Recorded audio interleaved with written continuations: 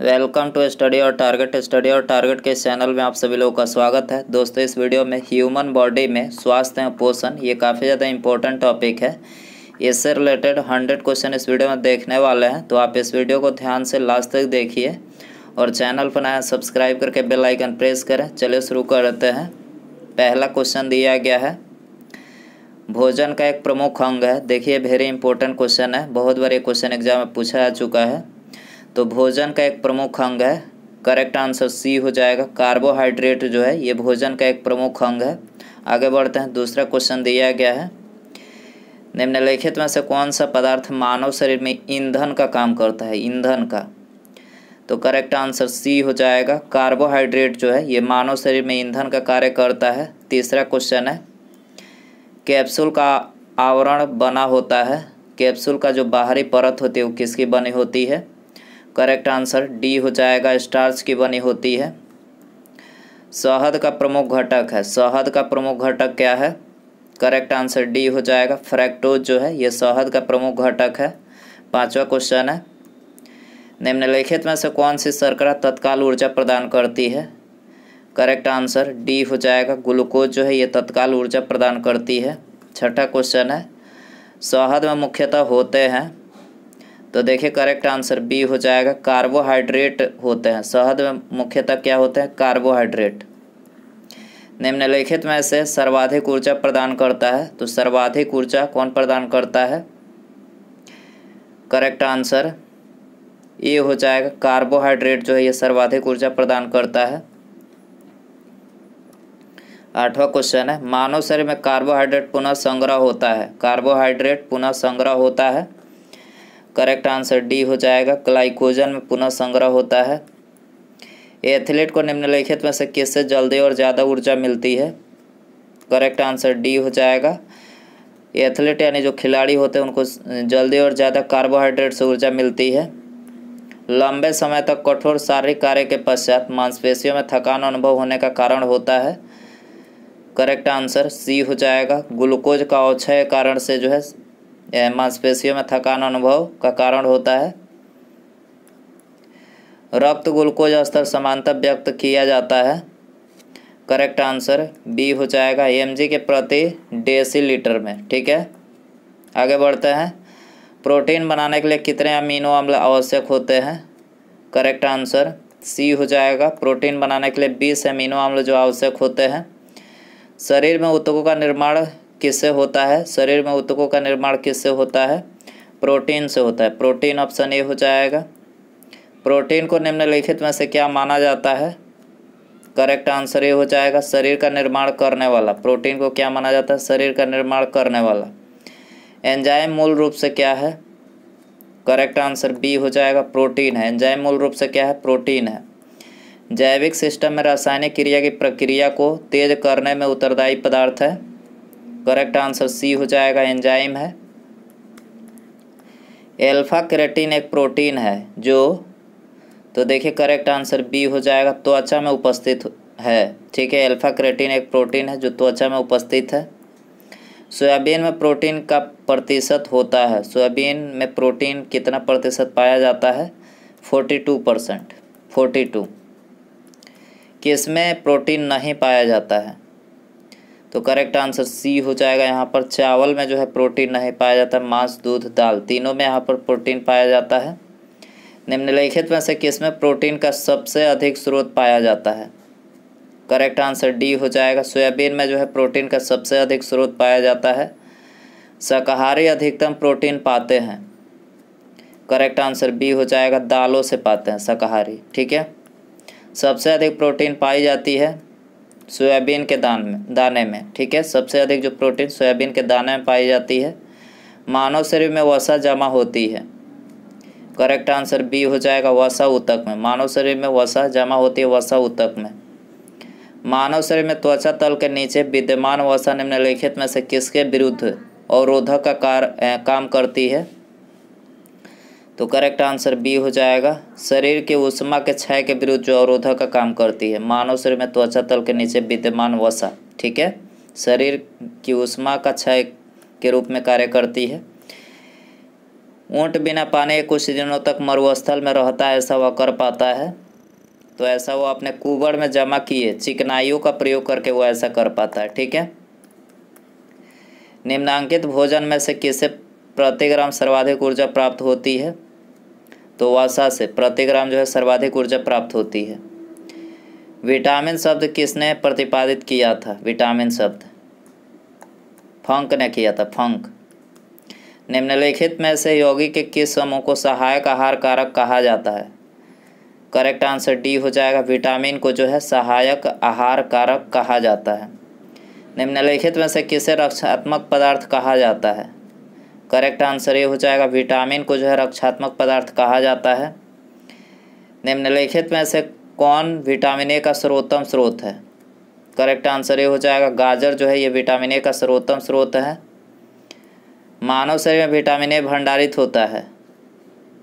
Correct answer ये हो जाएगा यकृत में। मानव शरीर में विटामिन ए यकृत में संचारित होता है। विटामिन ए की कमी से कौन सा रोग फैलता है? रतौंधी रोग फैलता है विटामिन ए की कमी से। ठीक है। निम्नलिखित में से कौन सा विटामिन ए का प्रचुरतम स्रोत है?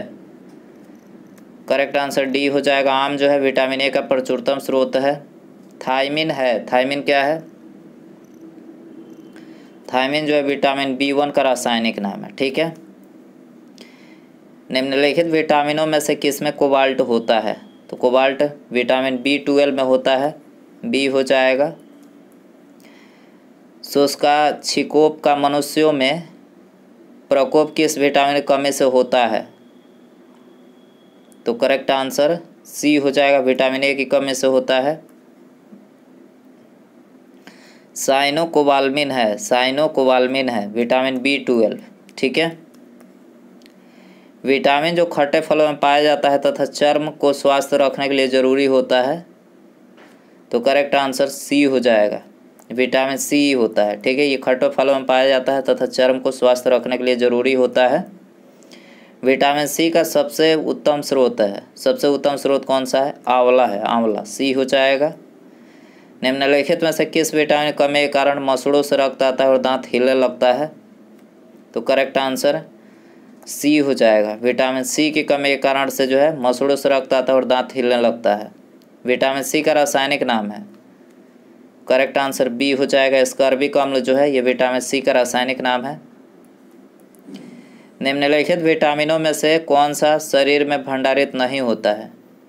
तो करेक्ट आंसर डी हो जाएगा। सी हो जाएगा। विटामिन डी जो है शरीर में भंडारित नहीं होता है। कौन सा विटामिन प्रतिरक्षा प्रदान करता है? प्रतिरक्षा विटामिन ए प्रतिरक्षा प्रदान करता है। निम्नलिखित में से कौन सा विटामिन जल में घुलनशील है? जल में विटामिन बी और सी जो होता है ये जल में घुलनशील होता है, याद रखना है। वसा में घुलनशील पूछा जाए विटामिन ए, डी, ई एवं के वसा में है। विटामिन बी और सी जल में है, याद रखना है। प्रातःकालीन धूप में मानव शरीर में निम्नलिखित में से कौन सा विटामिन उत्पन्न होता है? प्रातःकालीन विटामिन डी उत्पन्न होता है, डी हो जाएगा। मछलियों के यकृत तेल में किसकी प्रचुरता होती है? तो विटामिन डी की प्रचुरता होती है यकृत तेल में। कोलेकैल्सिफेरॉल रासायनिक यौगिक का सामान्य नाम है। तो करेक्ट आंसर डी हो जाएगा। विटामिन डी का रासायनिक यौगिक का सामान्य नाम क्या है? कैल्सिफेरॉल। ठीक है। विटामिन ई का रासायनिक नाम है। विटामिन ई का रासायनिक नाम क्या है? टोकोफेरॉल, याद रखना है। टोकोफेरॉल जो है विटामिन ई का रासायनिक नाम है। विटामिन ई विशेषता किसके लिए महत्वपूर्ण है? तो विटामिन ई जो है लिंग ग्रंथियों की सामान्य क्रिया में जो है ये महत्वपूर्ण है। निम्नलिखित विटामिनों में से कौन सा एक रक्त के स्कंदन में कार्य करता है? रक्त के स्कंदन में विटामिन के रक्त के स्कंदन में कार्य करता है। मानव शरीर में रक्त का थक्का किस विटामिन से बनता है? तो विटामिन के की मदद से जो है मानव शरीर में रक्त थक्का बनता है। निम्नलिखित में से कौन से विटामिन की खून के जमने में आवश्यकता होती है? खून के जमने में बता चुके हैं, विटामिन के आवश्यकता होती है। विटामिन ई का महत्वपूर्ण स्रोत कौन सा है? गेहूं अंकुर का तेल, ये उसका महत्वपूर्ण स्रोत है। दांतों में निम्नलिखित में से क्या होता है? तो दांतों में कैल्शियम होता है। क्या होता है? कैल्शियम। ठीक है। निम्नलिखित में से किस तत्व का संबंध दांतों की विकृति के साथ है? करेक्ट आंसर बी हो जाएगा। फ्लोरीन का संबंध जो है दांतों की विकृति के साथ है। हृदय की धड़कन को नियंत्रित करने के लिए निम्नलिखित में से कौन सा खनिज आवश्यक है? पोटेशियम आवश्यक है। ठीक है, हृदय की धड़कन को नियंत्रित के लिए। सागरीय खरपतवार किसका महत्वपूर्ण स्रोत है? करेक्ट आंसर डी हो जाएगा। आयोडीन का महत्वपूर्ण स्रोत है सागरीय खरपतवार। निम्नलिखित में से कौन आयोडीन का सर्वोत्तम स्रोत है? आयोडीन का शैवाल जो है आयोडीन का सर्वोत्तम स्रोत है। उपास्थि तथा हड्डियों के निर्माण और संपोषण में आवश्यक तत्व होता है, तो ये होता है कैल्शियम। बी हो जाएगा। कैल्शियम की आवश्यकता निम्नलिखित में से किस निमित्त है? तो कैल्शियम की आवश्यकता मांसपेशियों के कार्य करने, खून जमने और हड्डियों के विकास, तीनों यहाँ पर तीनों के लिए जो है कैल्शियम जरूरी है। तो उपरोक्त सभी यहाँ पर करेक्ट हो जाएगा। आगे बढ़ते हैं। पालक के पत्तों में किसकी मात्रा सबसे अधिक होती है? पालक के पत्तों में आयरन की मात्रा सबसे अधिक होती है। मनुष्य लोहा किससे प्राप्त करता है? तो मनुष्य लोहा जो है पालक से प्राप्त करता है। बी हो जाएगा। लौह आवश्यक है, तो लौह जो है उपरोक्त सभी हीमोग्लोबिन व आरबीसी के निर्माण के लिए लोहा आवश्यक है। सामान्य स्वास्थ्य बनाए रखने के लिए लोहा आवश्यक है। शरीर के ऊतकों तथा ऑक्सीजन पहुंचाने के लिए लोहा आवश्यक है। तो उपरोक्त सभी यहाँ पर ऑप्शन डी हो जाएगा। निम्नलिखित में से कौन सा खाद्य स्रोत लोहे का सर्वोत्तम स्रोत होता है? तो करेक्ट आंसर ये हो जाएगा। सेब जो है ये लोहे का सर्वोत्तम स्रोत होता है कि इसमें भरपूर लौह तत्व पाया जाता है। तो हरी सब्जियों में जो है लौह तत्व जो है भरपूर पाया जाता है। निम्नलिखित में से किस युग में सही सुमेलित नहीं है? तो यहाँ पर ऑप्शन सी करेक्ट हो जाएगा। विटामिन ए जो है वर्णांधता इससे नहीं होता है। विटामिन ए की कमी से रतौंधी होती है। ठीक है, याद रखना है। बाकी थायमिन, बेरी, एस्कर्बिक अम्ल स्कर्वी का रासायनिक नाम है। विटामिन के रक्त जमाने के लिए जरूरी, तीनों सही है। विटामिन और रोग के निम्नलिखित युगों में से कौन सा सही सुमेलित है? तो देखिए यहाँ पर सही सुमेलित पूछा गया है, तो यहाँ पर 2 और 3 vitamin A,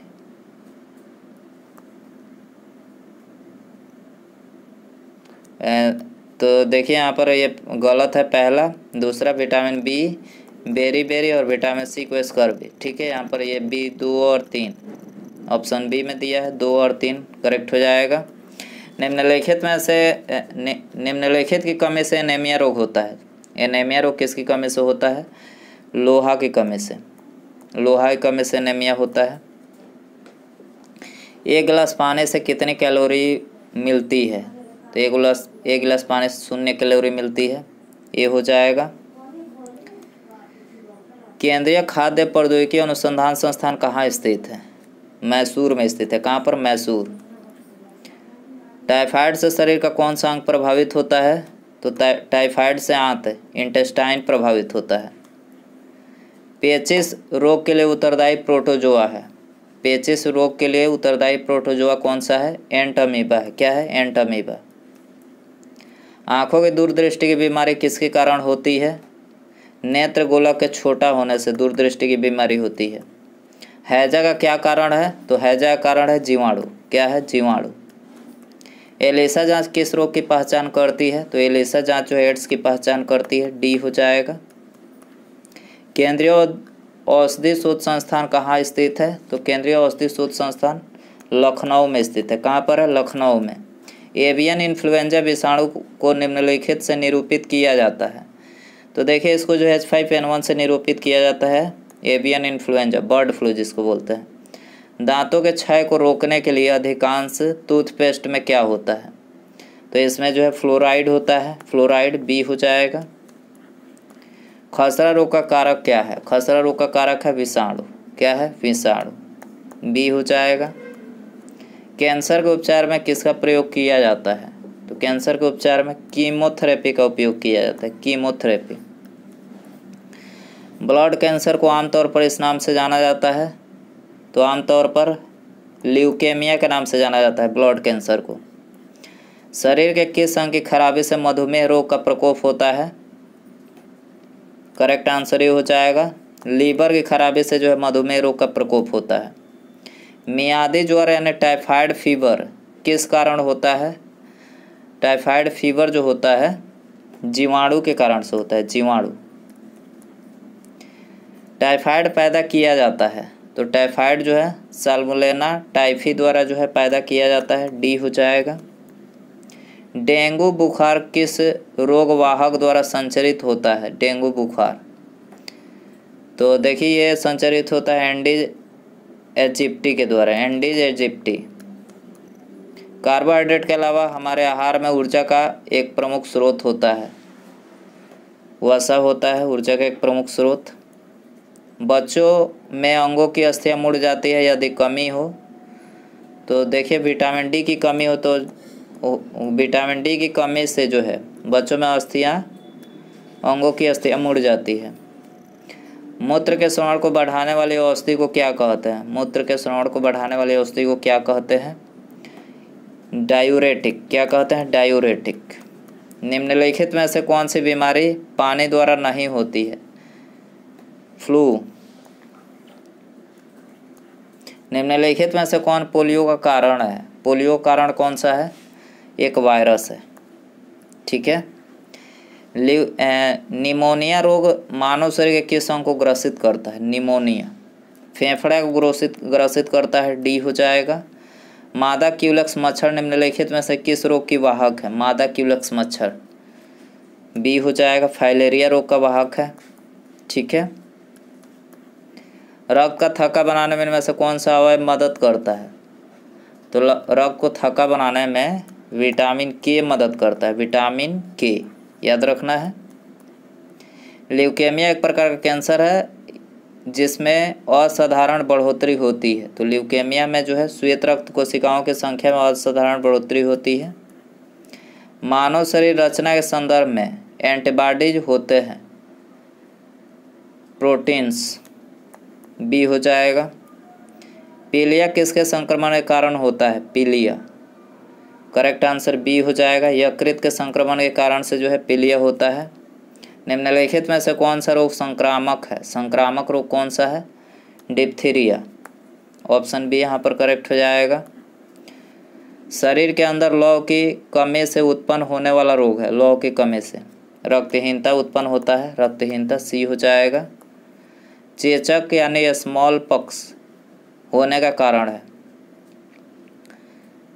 correct answer B हो जाएगा। वेरियोला जो वायरस होता है इसी की वजह से चेचक होता है, ठीक है। गाय के दूध का रंग किसकी मौजूदगी के कारण थोड़ा पीला होता है? करेक्ट आंसर डी हो जाएगा। कैरेटीन की उपस्थिति के कारण से जो है ये गाय का दूध का जो रंग होता है वो थोड़ा सा पीला होता है। उसके बाद यहाँ पर अगला क्वेश्चन है, आप सभी के लिए रखते हैं, इसका आंसर आपको कमेंट में बताना है। देखिए क्वेश्चन है, निम्नलिखित में से कौन सा रोग प्रायः वायु के माध्यम से फैलता है? कौन सा रोग जो है ये प्रायः वायु के माध्यम से फैलता है? तो ये 4 ऑप्शन यहाँ पर दिया गया है, इसका सही आंसर आपको कमेंट में बताना है, ठीक है। और वीडियो पसंद आया हो तो प्लीज़ वीडियो को लाइक कर दें, अपने दोस्तों में शेयर कर सकते हैं। चैनल पर नया है तो सब्सक्राइब करके बेल आइकन प्रेस करें, ठीक है। मिलते हैं अगले वीडियो में, नमस्कार, जय हिंद, जय भारत।